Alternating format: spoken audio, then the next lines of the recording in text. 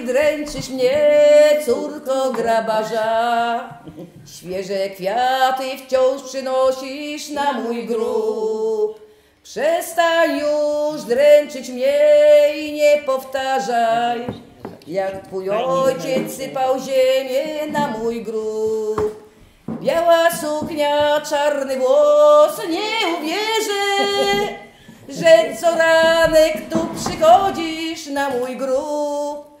Proszę cię, odejdź stąd, odejdź ode mnie, lepiej odejdź stąd i spokój mi daj. To by nas na weselu śpiewali.